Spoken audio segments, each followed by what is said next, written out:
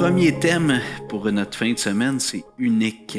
Alors, l'unicité de chaque être humain. Bon, évidemment, peut-être dans une perspective qui n'est pas chrétienne, ou je ne sais pas, il y a d'autres religions certainement qui ont un peu la même philosophie, mais moi, je pense que pour avoir une bonne anthropologie, une bonne connaissance de l'être humain, il faut avoir une bonne théologie. Alors, pour bien comprendre qui je suis, qui nous sommes, les êtres humains, il faut bien connaître Dieu. Alors, je propose d'ouvrir vos Bibles au tout début, Genèse chapitre 1. J'ai pas pensé d'emmener une petite bouteille d'eau ou un verre d'eau. Je ne sais pas si je peux demander ça. OK, je m'excuse, j'aurais dû y penser avant. OK. Genèse chapitre 1. Moi, dans mon témoignage, je vous ai dit que je laisserais tomber des petits morceaux une fois de temps en temps de mon histoire, mais quand j'avais... Merci beaucoup, Stéphane. Quand j'avais 18 ans, j'étais au cégep, deuxième année de cégep. Puis, j'étais dans les cours de philosophie, puis je sais que ma mère a beaucoup prié pour mon salut. Puis, je suis pas mal, probablement que c'est... Puis d'autres chrétiens à l'église où ma mère allait, quand je me suis présenté là la première fois, tout le monde me dit « Ah, c'est toi, Hugo, c'est toi, Hugo. » Ça fait des années que ta mère, elle nous casse la tête, tu sais, les oreilles pour qu'on prie pour toi puis ton frère. Mon frère s'était converti 2 ans avant moi, mais...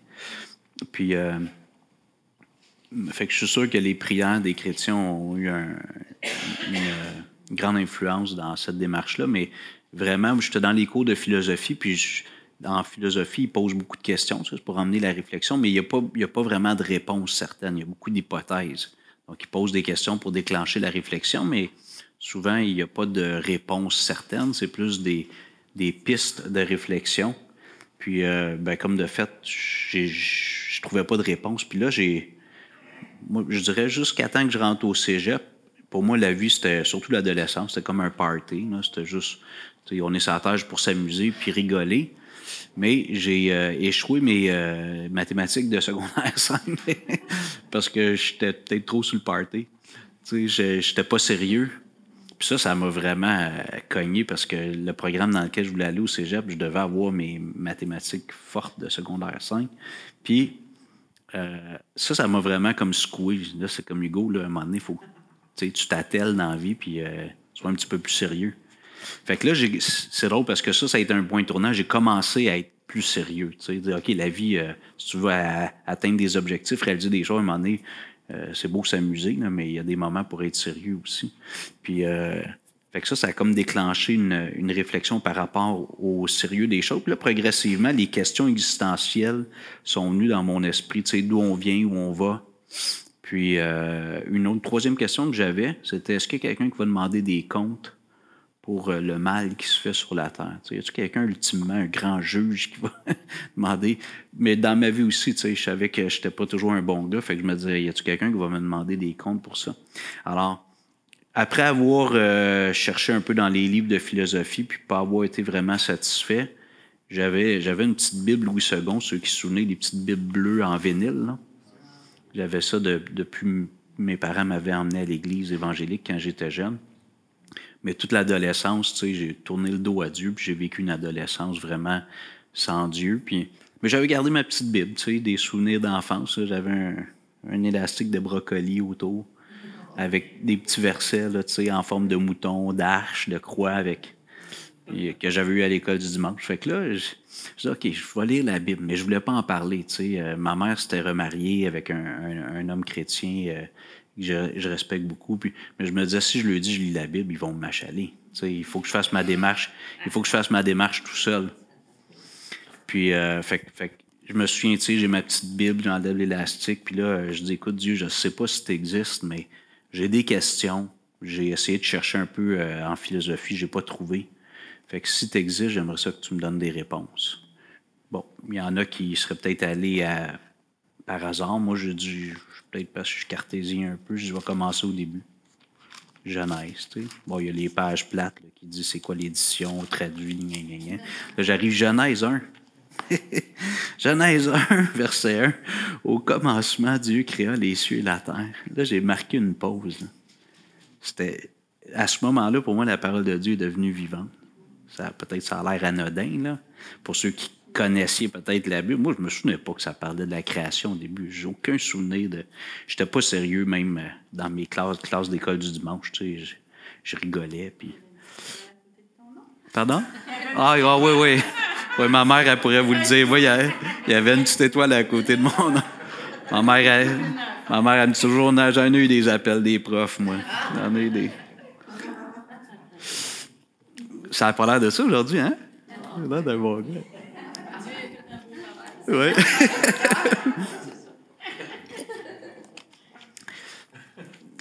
Là, la parole de Dieu est devenue vivante pour moi. C'était merveilleux. Puis là, j'ai lu chapitre 1, toute la création. Tu sais, puis c'est simple. Pour les sceptiques, ils vont dire, c'est comme juste une genre de... Pas une métaphore, mais c'est je cherche le mot, une allégorie ou quelque chose comme ça. Mais pour moi, c'était comme bang, bang, un verset après l'autre. C'était des réponses que personne ne voulait me donner. Là. On me les donnait sans détour, directement. Puis, on va aller au verset 26 pour un petit peu rentrer dans notre sujet. Je le dis à l'église où je suis, où j'étais avant, j'étais un peu tannant, mais pour moi, Genèse 1, 2 et 3, c'est des chapitres qui sont vraiment fondationnels pour toute la Bible. Puis, je reviens moi-même souvent à ça. Dans mes enseignements, je reviens à ces passages-là. Genèse chapitre 1, verset 26. « Puis Dieu dit, faisons l'homme à notre image, selon notre ressemblance, et qu'il domine sur les poissons de la mer, sur les oiseaux du ciel, sur le bétail, sur toute la terre, et sur tous les reptiles qui rampent sur la terre. Dieu créa l'homme à son image, il le créa à l'image de Dieu. Il créa l'homme et la femme. Dieu les bénit et Dieu leur dit, soyez féconds, multipliez, remplissez la terre et assujettissez-la, et dominez sur les poissons de la mer, sur les oiseaux du ciel et sur tout animal qui se meut sur la terre. Et Dieu dit, voici, je vous donne toute herbe portant de la semence et qui est à la surface de toute la terre, et tout arbre ayant en lui du fruit d'arbre et portant de la semence, ce sera votre nourriture. Et à tout animal de la terre, à tout oiseau du ciel et à tout ce qui se meut sur la terre ayant en soi un souffle de vie, je donne toute herbe verte pour nourriture, et cela fut ainsi. Dieu vit tout ce qu'il avait fait, et voici, cela était très bon. Ainsi il y eut un matin, ce fut le 6e jour. » Donc, je crois que pour se comprendre nous-mêmes, se connaître soi-même, il faut absolument que je revienne à l'origine. Il faut que je revienne aux origines. Et le texte nous dit ici, comme je vous disais tout à l'heure, sans détour, c'est le récit, c'est le narratif qui vient de Dieu, au verset 26. Puis Dieu dit, faisons l'homme à notre image, selon notre ressemblance. Et je vais au verset 27. Dieu créa l'homme à son image, il le créa à l'image de Dieu, il créa l'homme et la femme. Alors, pour comprendre mon unicité, ma personne profonde, parce que, bon, évidemment, dans l'apparence physique, on est d'accord que c'est facile de distinguer les gens. Bon, les jumeaux, des fois, identiques, sont un peu plus difficiles, mais notre unicité est surtout à l'intérieur. Puis c'est là que, des fois, on essaie qu'on cherche profondément. C'est dans notre intériorité. L'apparence physique joue un certain rôle, mais c'est souvent dans l'intériorité qu'on a toutes ces questions-là. Qui je suis vraiment? C'est quoi ma raison d'être? Puis ça, c'est dans notre intériorité. Puis le texte nous dit ici que Dieu nous a créés à son image, à sa ressemblance. Bon, évidemment, peut-être que certains, je ne connais pas chacun d'entre vous personnellement, peut-être que vous êtes en exploration, en quête au niveau de la foi. Là, je ne sais pas pour les gens qui sont ici, mais la plupart, avec ce que vous m'avez dit, vous fréquentez une église, fait que vous connaissez la théologie chrétienne, mais dans le monde, on nous fait croire qu'on ne vient pas de Dieu. On vient d'une évolution là, du singe. Puis malheureusement, ça nous enlève beaucoup de notre dignité comme être humain. Alors là, évidemment, je parle dans un sens large. Là, le premier volet, ce matin, je parle de l'humanité un peu dans le sens large, tous les êtres humains, puis on va aller après ça dans un passage qui est plus spécifique à chaque individu, mais je trouve que ça enlève notre dignité. Ça nous réduit à être un genre d'animal évolué. d'être un... Puis je ne sais pas pourquoi, est-ce que c'était mon enseignement, mon bagage de mon enfance, mais dans ma période de réflexion qui m'a emmené à ouvrir la Bible, moi, je n'arrivais pas à me résoudre, tu sais, à dire, ben finalement, je viens du singe. Je trouve que c'était simple, puis je trouvais qu'on avait comme plus de valeur, de dignité que ça. Souvent, les gens disent, ben qu'est-ce que ça veut dire être fait à l'image de Dieu puis à sa ressemblance? Probablement qu'il y en a qui ont écrit des livres complets sur la question, mais une chose est sûre, c'est que Dieu ne parle pas de l'aspect physique de notre être, il parle de la partie immatérielle, de l'intériorité. Puis c'est drôle parce que j'étais avec des petits élèves de 2e année le vendredi, puis je leur parlais de ça hier. Je ne me souviens pas pourquoi, là, en tout cas. Puis je leur ai dit, tu sais, parce qu'il y en a un qui a dit on est comme des animaux, tu sais, on fait partie des. Évidemment, c'est ça qui est enseigné. C'est des petites 2e années, ils n'ont pas été encore beaucoup enseignés là-dessus, mais je disais, qu'est-ce qui nous différencie? Je n'ai pas posé la question au petit, là, il n'aurait pas trouvé la réponse, là, mais j'ai dit, qu'est-ce qui nous distingue de l'animal? J'ai dit, c'est que nous, les êtres humains, on est capable d'avoir une réflexion. On peut avoir un dialogue intérieur. Tu sais, je peux me proposer une idée, la confronter, puis après ça, bâtir sur mon raisonnement. Les animaux ne font pas ça. Je veux dire, eux autres, ils fonctionnent par instinct. Donc, ils vont aller chasser parce qu'ils ont faim, ils vont se creuser un trou parce qu'ils veulent de la chaleur ou de la sécurité. Puis, on peut les conditionner, tu sais, avec des récompenses, quand on va rendre des animaux domestiques. On peut créer des réflexes avec leurs instincts. Mais nous, les êtres humains, on est capable de réfléchir. Puis je pense que c'est la principale caractéristique qui nous ramène à Dieu, dans notre ressemblance à Dieu, c'est qu'on peut réfléchir. On peut bâtir un raisonnement. Puis évidemment, bâtir des choses après ça. Tu sais, je donne un exemple aux élèves. Les chiens, ils se construisent pas maintenant des niches chauffées, tu sais, avec le spa, une chambre pour chaque chien. Ils font pas ça. Tu sais, ils cherchent un trou, un espace, ils sont en liberté. Nous, les êtres humains, on est partis supposément des cavernes. En tout cas, dans Ève, il n'y avait certainement pas une maison, la maison Bonneville de l'année. Là. Fait que, tu sais, on est parti à quelque part des abris naturels, puis progressivement, on a fait une hutte, une cabane, ainsi de suite. Fait que, ce qui distingue l'être humain fondamentalement de l'animal, là, je suis vraiment juste dans un petit peu l'ontologie, définir la nature intérieure de l'être humain, c'est qu'on est comme Dieu, on peut réfléchir, avoir une réflexion. Et ça nous permet d'avoir une interaction avec les autres, d'avoir un échange, puis de bâtir des relations qui ne sont pas juste pour rencontrer des besoins primaires, comme font les animaux. Donc, premièrement, mon unicité comme être humain, ma valeur unique, vient du fait que j'ai été créé par un Dieu qui est unique lui-même. Dieu est unique. Il n'y a pas d'autre Dieu. Il l'affirme constamment à travers toute la Bible. Il n'y a pas d'autre Dieu. Et ce que Dieu reproche souvent à Israël, le premier commandement, c'est « tu n'auras pas d'autre Dieu devant ma face ». Puis là, Dieu amène son argument au fur et à mesure. Il dit « il n'y en a pas d'autre de toute façon. Les autres, c'est des créations humaines ». Donc, Dieu est unique. Dieu m'a créé à son image. Je suis unique, moi aussi. J'ai une ressemblance avec mes pères. Il y a un élément génétique dans tout ça. Mais dans mon intériorité, je suis créé à l'image de Dieu. Je suis unique. Chaque être humain est unique. Et ça, c'est ce qui me donne, qui me révèle ma dignité, puis qui me donne ma valeur fondamentale. Alors, comme être humain, je pense que tous les êtres humains, on a des périodes. Il y en a qui sont des personnes plus confiantes, soit qu'ils ont des talents qui leur ont permis de se positionner sur les premiers rangs dans la vie. Mais je pense que tous les êtres humains, on a nos moments d'insécurité puis de questionnement sur nous-mêmes, tu sais, de manque de confiance. Puis, évidemment, on peut lire toutes sortes de livres de psychologie moderne pour essayer de résoudre ça, mais je pense que comme chrétien, il faut revenir à la base. Mon identité, mon unicité, je la trouve premièrement dans mon origine qui est Dieu. C'est le point de départ de tout. Si je veux éviter ça, je pense que je bâtis sur un château de cartes ma façon de me percevoir moi-même. Bon, la chute est arrivée. Pour ceux qui connaissaient moins la Bible, si on lisait chapitre 3, donc le diable, sous la forme d'un serpent, vient tenter la femme, l'homme, et ainsi de suite. Il y a la chute.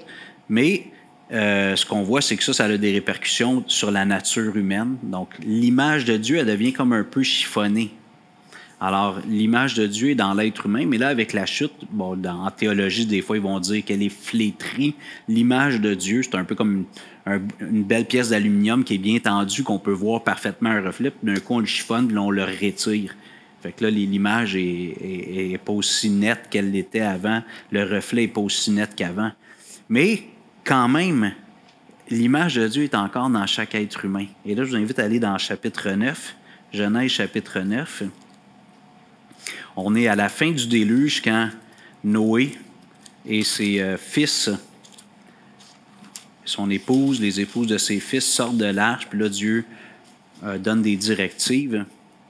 Genèse chapitre 9, on va commencer au verset 1.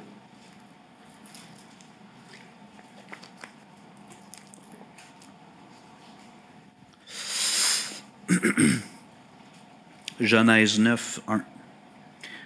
Dieu bénit Noé et ses fils et leur dit, « Soyez féconds, multipliez, remplissez la terre. Vous serez un sujet de crainte et d'effroi pour tout animal de la terre, pour tout oiseau du ciel, pour tout ce qui se meut sur la terre et pour tous les poissons de la mer. Ils sont livrés entre vos mains. Tout ce qui se meut et qui a vie vous servira de nourriture. Je vous donne tout cela comme l'herbe verte. Seulement vous ne mangerez point de chair avec son âme, avec son sang. Sachez-le aussi, je redemanderai le sang de vos âmes, et je le redemanderai à tout animal, et je redemanderai l'âme de l'homme à l'homme qui est son frère. Si quelqu'un verse le sang de l'homme, par l'homme son sang sera versé, car Dieu a fait l'homme à son image. Et vous soyez féconds, multipliez, répandez-vous sur la terre et multipliez sur elle. » Là, c'est intéressant. Dieu vient d'exercer un jugement planétaire avec le déluge parce que l'être humain était tellement méchant. Il en a préservé 8, Noé, ses fils, puis leurs épouses respectives. Donc, c'est clair que le plan initial de Dieu ou le souhait initial de Dieu pour l'humanité, on s'est cassé la gueule dans Genèse chapitre 3, puis plus ça allait, plus que ça se répandait partout sur la terre. Mais malgré ça, le Seigneur dit, c'est intéressant au verset 6, il dit, « Si quelqu'un verse le sang de l'homme, par l'homme son sang sera versé, car Dieu a fait l'homme à son image. » Donc, le Seigneur est en train d'exiger en quelque sorte la peine capitale. Si quelqu'un tue un être humain, cet homme-là va devoir mourir. Okay? Pas dans un esprit de vengeance, mais de justice. Puis la raison que Dieu évoque, c'est parce que cet être humain-là a supprimé un être humain créé à mon image. Un être humain qui porte mon image. Donc, aux yeux de Dieu, là, on ne parle pas évidemment ça. Il parle d'une sentence de peine de mort. Donc, quand c'est la justice qui l'exécute, c'est fait au nom de la justice. Pour Dieu, c'est acceptable, même il le commande. Maintenant, quand quelqu'un le fait par avarice, par vengeance, c'est inacceptable. Alors, même l'être humain corrompu par le péché, chapitre 3, on voit ici au chapitre 9 qui porte encore l'image de Dieu. Et ça, c'est encore vrai aujourd'hui. Chaque être humain, homme, femme, 8,4 milliards, on est rendu ça, 8. Chacun porte encore l'image de Dieu. Comme j'ai dit, une image qui est comme chiffonnée, là, flétrie, froissée, mais chaque être humain porte encore l'image de Dieu. Donc, chaque être humain a une grande valeur aux yeux de Dieu, parce que Dieu, il dit, si un être humain en tue un autre, dans un contexte d'injustice, j'exige que lui, sa vie soit prise, juste par respect pour l'image de Dieu qui est dans chaque être humain. C'est incroyable, hein? Si ça avait été appliqué, on ne serait pas 9 milliards, je pense. Comment? Si ça avait été appliqué, on ne serait pas 9 milliards. Non. Bien, si ça avait été appliqué, il y aurait peut-être moins de crimes aussi. Peut-être. Okay, en tout cas, personnellement, je suis en faveur de la peine capitale à cause de ce texte-là. Là. Puis la Bible nous dit que quand on ne punit pas le méchant, les autres prennent plaisir à faire pareil. Fait que quand il n'y a pas de conséquences au mal, ben, je recommence. Alors, chaque être humain a une grande valeur aux yeux de Dieu. Puis là, c'est vraiment dans un contexte où il n'y a même pas d'appartenance, de filiation religieuse. Là. Tu sais, chaque être humain, qu'il soit athée, musulman, chrétien, chaque être humain porte l'image de Dieu en lui. Et maintenant, il a besoin de rencontrer Jésus. On en parlera un peu plus tard, mais il faut que cette image-là soit restaurée dans chaque être humain. Maintenant, je pars de ce passage-là, puis je vais revenir au chapitre 1, mais le Seigneur leur dit au verset 7, à Noé, sa femme, ses 3 fils, les 3 brus, « Et vous soyez féconds, multipliez, et répandez-vous sur toute la terre. » Alors, la mission que Dieu donne à l'homme, puis on va revenir tantôt dans le chapitre 1, c'était la mission qu'il avait donnée à Adam et Ève, c'était de se multiplier, de faire d'autres petits humains, puis de remplir la terre progressivement. Alors, à cause du jugement que Dieu a exercé avec le déluge, ben, la terre a été nettoyée au complet, si on peut dire, de la méchanceté humaine, sauf ce qui restait dans Noé, ses fils puis leurs épouses. Mais Dieu relance encore la mission. Et là, je vous invite à revenir quelques pages, chapitre 1. La première mission que Dieu a confiée à l'homme, à l'être humain. Genèse, chapitre 1, on va aller au verset 27-28.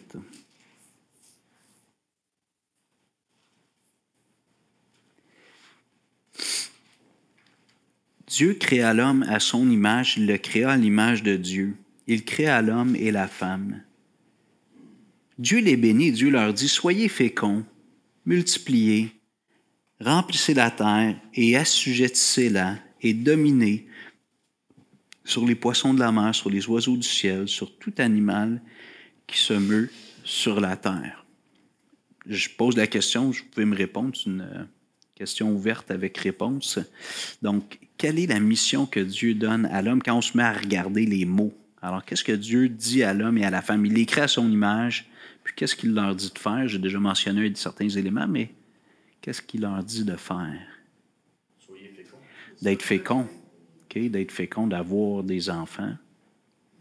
Quoi d'autre? De dominer sur la création? Sur les animaux, OK. Puis, tu sais, si on voulait mettre ça de façon positive, parce que dominer, ça sonne un peu négatif. OK? Bon, comment?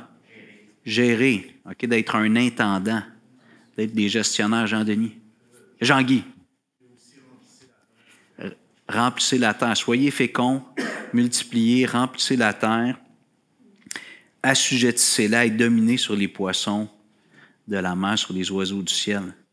Fait que, on peut dire que la première mission de l'être humain, c'est de reproduire l'image de Dieu. Parce que chaque fois qu'un petit être humain vient au monde, c'est un autre être qui porte l'image de Dieu en lui. Puis chaque fois qu'il y en a un autre, c'est comme si l'image de Dieu est de plus en plus répandue, puis de couvrir toute la terre avec l'image de Dieu, ou on pourrait dire peut-être la gloire de Dieu. Paul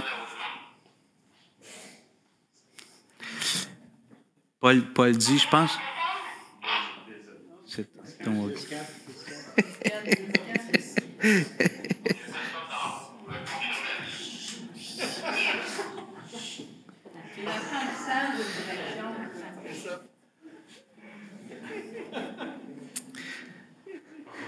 Non, il n'y a pas de problème.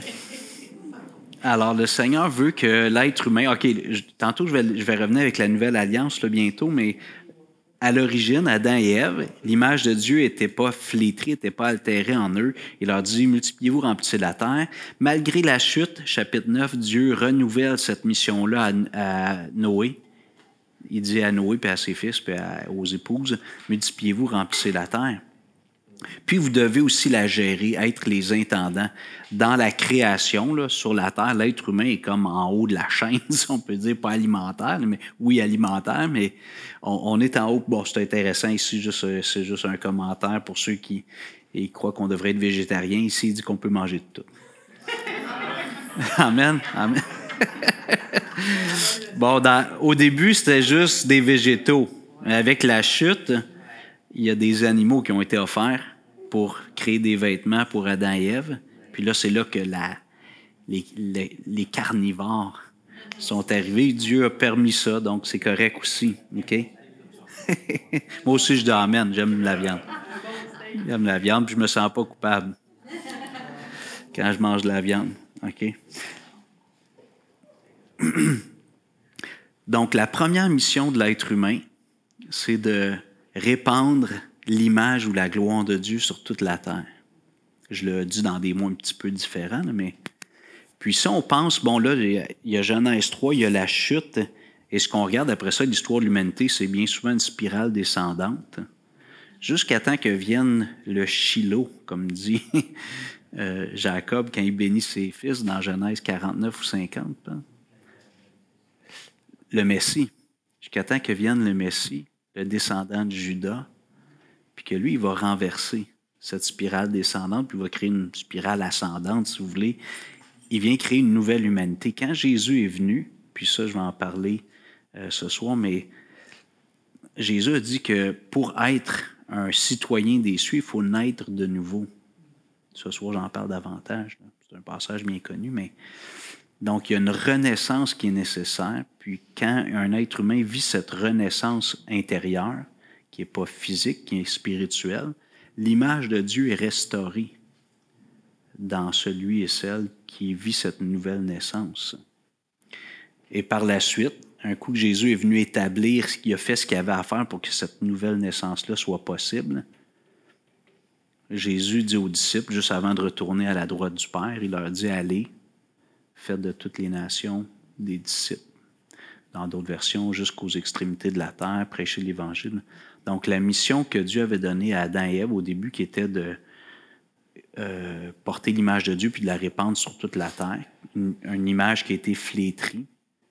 Jésus est venu pour réparer ça, puis redonner la mission aux disciples. Et ce qui est intéressant dans le cas de nous, les gens de la Nouvelle Alliance, c'est qui va à la Nouvelle Alliance? OK. Dans la Nouvelle Alliance, la multiplication que le Seigneur nous donne n'est pas biologique, n'est pas physique, elle est spirituelle. Donc, j'aime dire aux gens, entre autres dans les camps où c'est des célibataires pour la majorité, on peut être un homme, une femme de Dieu incroyable qui accomplissons la mission de Dieu, même si on ne fait pas d'enfants.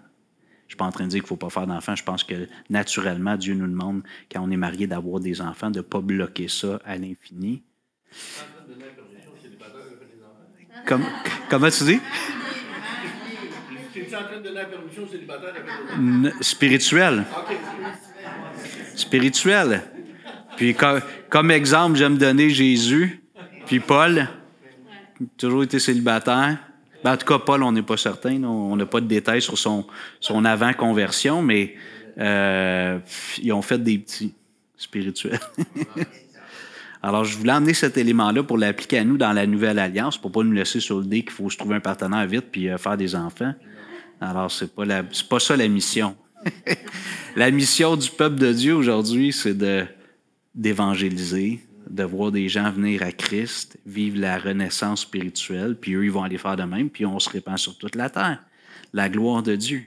Alors, c'est quoi le lien avec notre thème? C'est que ma valeur, mon unicité, premièrement, je la trouve dans ma relation avec Dieu, mais aussi dans mon accomplissement de la mission que Dieu m'a confiée, parce que Dieu n'a pas dit aux animaux de faire ça.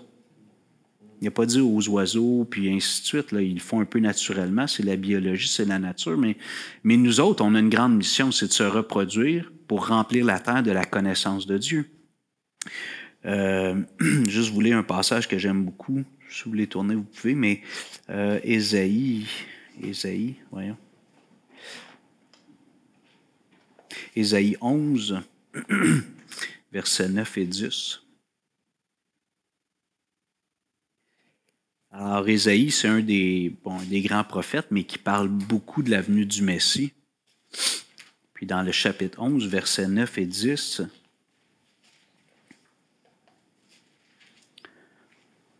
« Il ne se fera ni tort ni dommage sur toute ma montagne sainte,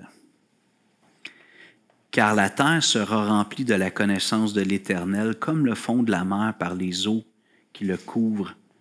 En ce jour-là, le rejeton d'Isaïe, et là on parle du Messie, qui a été identifié en Jésus-Christ par la suite. Pardon? Ésaïe 11, là, je suis rendu au verset 10. Okay. En ce jour, le rejeton d'Isaïe sera là comme une bannière pour les peuples. Les nations se tourneront vers lui et la gloire sera sa demeure. Ça, c'est une description sommaire du règne messianique. Quand Jésus va régner, peu importe qu'on voit ça sur la terre, dans l'état éternel, je ne veux pas aller dans ces détails-là, mais ça dit que la terre, au verset 9, la deuxième partie, la terre sera remplie de la connaissance de l'Éternel, comme le fond de la mer par les eaux qui le couvrent. Donc, ce que Dieu a demandé à Adam et Ève de faire, finalement, qu'ils ont fait en partie, mais à cause du péché, l'image de Dieu a été flétrie, altérée. Dieu renouvelle avec Noé les êtres humains vont remplir la terre, mais il y a quelque chose dans l'image de Dieu qui est altéré, puis Dieu veut rétablir ça. Dieu n'avait pas de plan B. Moi, j'aime dire ça. Dieu n'avait pas de plan B. Il y avait juste un plan depuis le début. Il savait que les choses arriveraient comme ça.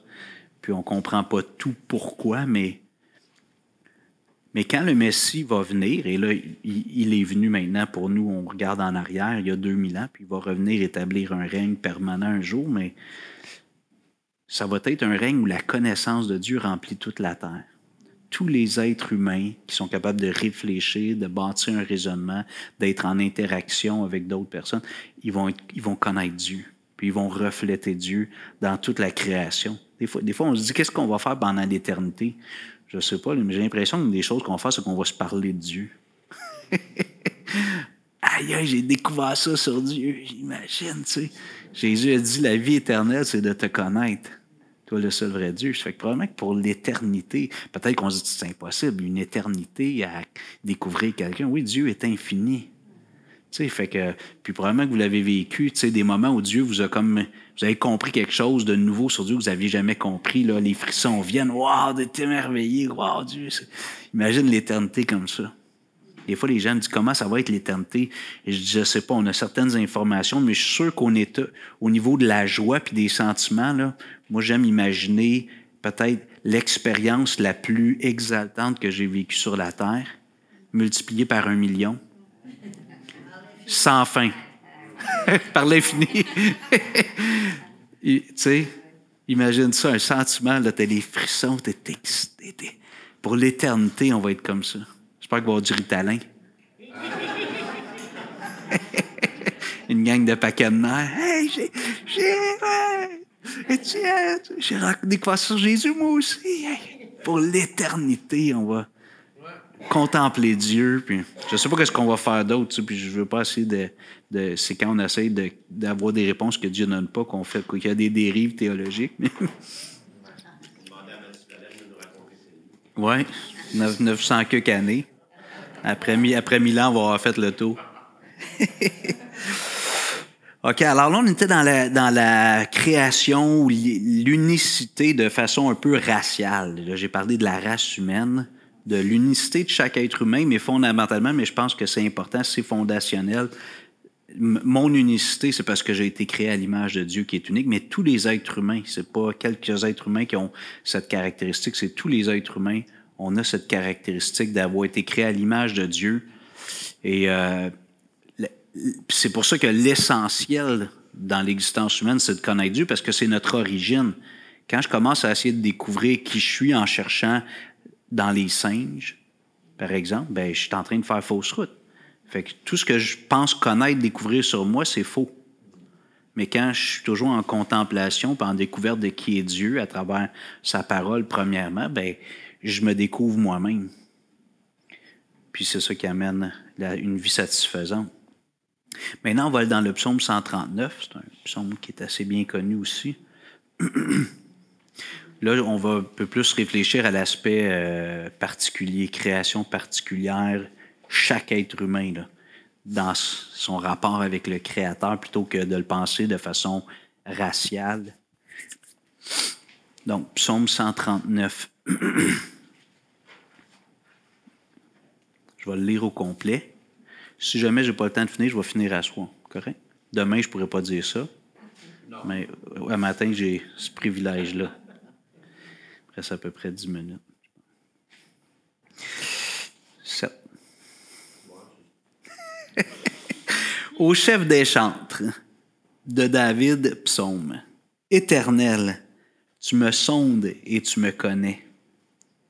Tu sais quand je m'assieds et quand je me lève. Tu pénètres de loin ma pensée.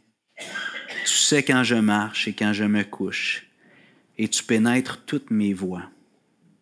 Car la parole n'est pas sur ma langue, que déjà, ô Éternel, tu la connais entièrement. Tu m'entoures par derrière et par devant, et tu mets ta main sur moi. Une science aussi merveilleuse est au-dessus de ma portée. Elle est trop élevée pour que je puisse la saisir. Où irai-je loin de ton esprit et où fuirai-je loin de ta face? Si je monte aux cieux, tu es là. Si je me couche au séjour des morts, te voilà. Si je prends les ailes de l'aurore et que j'aille habiter à l'extrémité de la mer, là aussi, ta main me conduira et ta droite me saisira. Si je dis au moins les ténèbres me couvriront, la nuit devient lumière autour de moi. Même les ténèbres ne sont pas obscures pour toi. La nuit brille comme le jour et les ténèbres comme la nuit. Excusez-moi, j'ai pas mis pas déranger, j'ai eu une notification sur mon téléphone puis ça m'a distrait. Je suis à quel verset, excusez? 13, merci. Merci. Et les ténèbres comme la lumière. Verset 13, c'est toi qui as formé mes reins, qui m'as tissé dans le sein de ma mère. Je te loue de ce que je suis une créature si merveilleuse. Tes œuvres sont admirables et mon âme le reconnaît bien. Mon corps n'était point caché devant toi. Lorsque j'ai été fait dans un lieu secret, tissé dans les profondeurs de la mer, de la terre, excusez. Quand je n'étais qu'une masse informe, tes yeux me voyaient, et sur ton livre étaient tous inscrits les jours qui m'étaient destinés, avant qu'aucun d'eux existe. Que tes pensées, ô Dieu, me semblent impénétrables, que le nombre en est grand. Si je les compte, elles sont plus nombreuses que les grains de sable.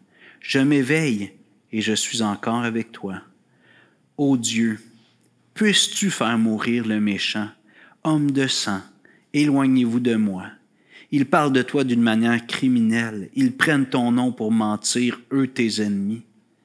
Éternel, n'aurais-je pas de la haine pour ceux qui te haïssent, du dégoût pour ceux qui s'élèvent contre toi? Je les hais d'une parfaite haine. Ils sont pour moi des ennemis. Sonde-moi, ô Dieu, et connais mon cœur. Éprouve-moi et connais mes pensées. Regarde si je suis sur une mauvaise voie et conduis-moi sur la voie de l'éternité. Amen. Beau psaume. Peut-être une petite question de réflexion, on va en parler ce soir, mais il y a comme une cassure dans le psaume assez surprenante. À partir du verset 19, tu te dis, voyons donc ce que tu fais là. Ça fait drôlement un chant. C'est un chant. OK, on en parle. D'après vous, pourquoi David c'est quoi le lien entre le verset 1 à 18 puis verset 19 à 24? On en reparlera ce soir parce qu'on ne se rendra pas là ce matin. Alors, on revient au verset 1, si vous voulez bien. Au chef des chantres de David psaume. Bon, je ne passerai pas si on faisait l'exposé mot à mot du psaume, c'est David l'auteur, puis tout ça, mais les psaumes, c'était des hymnes. Hein? Puis dans la poésie hébraïque, souvent, nous autres, dans les chants, souvent les fins de lignes finissent avec le même son, ou des fois à toutes les deux phrases. Notre poésie, nous, est très sonore. Donc, c'est beaucoup les sons. Tandis que chez les Hébreux, c'était les idées.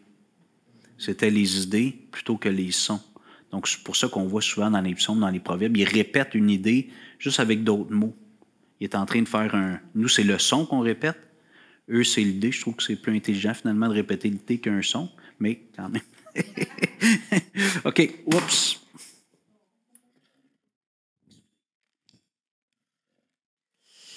OK, alors, verset 1, au chef des chantres de David. Bon, ça dépend des versions. Peut-être que vous, ça, c'est le verset 1, puis l'autre, c'est le verset 2. En anglais, souvent, c'est différent, puis dépendamment.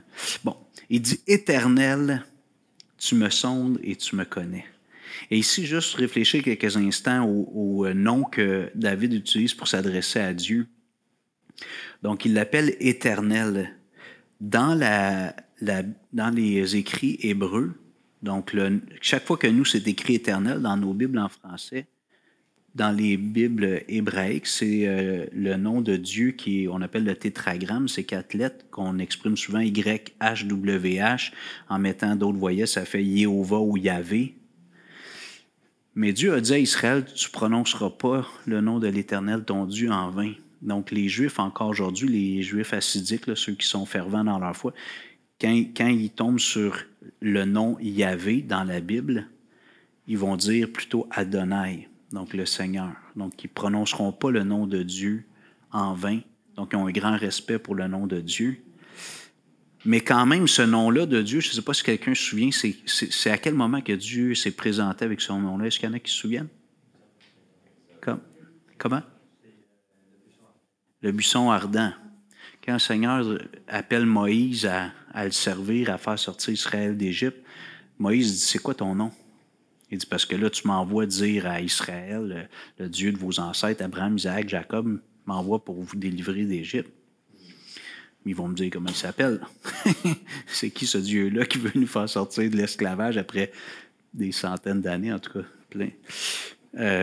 Puis là, le Seigneur dit, tu leur diras que celui qui s'appelle « Je suis ».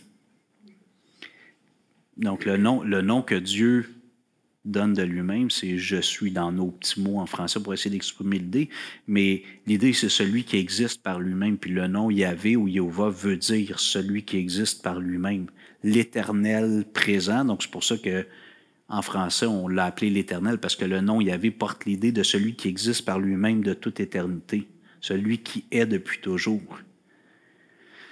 Donc, c'est le nom de l'alliance. C'est le nom que Dieu a donné à Moïse lorsque quelqu'un désire avoir une relation avec ce Dieu. Sinon, c'est comme Dieu.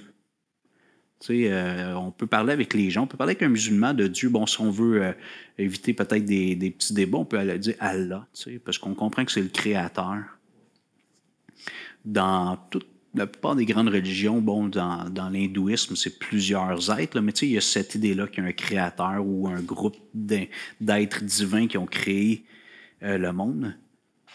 Mais lorsque Dieu se présente, dit, quand tu veux être en relation avec moi, comme créature, tu veux être en relation avec moi, le Créateur, ben mon nom, c'est que tu ne prononceras pas. YHWH, Yahvé, Jéhovah. Alors, David s'adresse à Dieu comme au Dieu de l'Alliance, le Dieu qui veut avoir une relation personnelle avec l'être humain. C'est ça que Dieu a fait avec Israël. Bon, on n'a pas tout le récit, mais on passe un gros saut de 400 ans après l'histoire de Joseph. On nous dit que pendant 400 ans, ils ont été en Égypte, puis ils sont passés d'immigrants acceptés à esclaves. Puis là, évidemment, ils vivent la misère. Ils crient à Dieu, au Dieu d'Abraham, d'Isaac, de Jacob, puis Dieu dit, je vais intervenir. Donc, c'est le Dieu qui se révèle, mais le Dieu qui sauve aussi. Dans Exode 12, Exode 20, quand le Seigneur donne les 10 commandements, il se présente au début, il dit, écoute Israël, je suis l'Éternel, ton Dieu, qui t'a fait sortir d'Égypte. Donc, Dieu se présente, il dit son nom, Éternel, c'est moi, le je suis, ton Dieu, qui t'a sauvé. Donc, Dieu se présente à l'être humain avec qui il va avoir une relation comme un Dieu personnel qui a un nom. Son nom représente qui il est, l'être qui existe de toute éternité, par qui toute chose existe, mais avec qui, le Dieu qui veut intervenir dans la vie de l'être humain pour le sauver. Donc, je ne sais pas où vous en êtes dans votre démarche. Là, comme j'ai dit tantôt, on va peut-être se connaître un peu plus, mais je ne sais pas si tu as fait l'expérience du salut. Mais je trouve qu'une fin de semaine comme c'est un bon temps pour approfondir cette question-là. Donc, de t'assurer que tu as connu le salut. Puis, je vais en parler davantage, plus de détails ce soir. Mais... Puis, je vais arrêter là. Ça finit bien, hein? C'est un beau moment pour faire une pause. Je vous invite à vous lever. On va prier, s'il vous plaît, juste quelques instants. Seigneur, merci d'être le Dieu qui se révèle, d'être le Dieu qui existe par lui-même de toute éternité, celui qui est depuis toujours et en qui sont toutes choses, par qui toutes choses existent. Seigneur, le monde dans lequel on vit est comme sophistiqué. On n'est pas dans une société où on est comme dans une course sans frein pour répondre à nos besoins primaires. Ça fait longtemps, ça fait des décennies. L'ère industrielle, le niveau de vie a augmenté. Le monde veut immigrer en Occident parce que la vie est meilleure ici. Alors, dans cette échelle, cette pyramide des besoins, On n'est pas dans un monde, dans une société où on cherche à répondre à nos besoins primaires, puis on rend les choses compliquées. On essaie de se découvrir soi-même, de se comprendre. Puis je pense que c'est une quête qui est naturelle, mais étant donné que souvent les gens ne veulent pas te donner la place qui te revient, mais ils essaient de proposer des théories pour aider les êtres humains à se trouver, mais sans toi. Seigneur, chaque être humain a besoin de revenir à son origine, c'est-à-dire Dieu lui-même, pour comprendre qui il est, pourquoi il existe, quelle est ma raison d'être. Et ce matin, on a vu qu'on existe parce que tu nous as créés à ton image. Et notre raison d'être, c'est de faire connaître ta gloire sur toute la terre. Notre grande mission comme être humain, ce qui va me satisfaire, c'est d'être impliqué dans cette grande mission de faire connaître ton nom sur toute la terre. En commencement, évidemment, par chez moi, puis en m'éloignant un peu, progressivement. Seigneur, tu es merveilleux. Tu aurais pu abandonner l'être humain à lui-même après Genèse chapitre 3, mais tu es resté engagé. Et la réponse qu'on a trouvée ce matin, c'est parce que même si on a une image qui est froissée, flétrie de toi, chaque être humain porte encore ton image. Chaque être humain a une grande valeur à tes yeux parce que chaque être humain porte l'image de Dieu. On n'est pas Dieu, mais on porte l'image de Dieu. Seigneur, je te prie de nous aider, chacun d'entre nous, dépendamment où on est dans notre cheminement, à faire de cette connaissance de toi la grande quête de notre vie et que notre grande mission soit de faire connaître ta gloire autour de nous. À toi soit la gloire, notre Dieu, au nom de Jésus. Amen. Merci.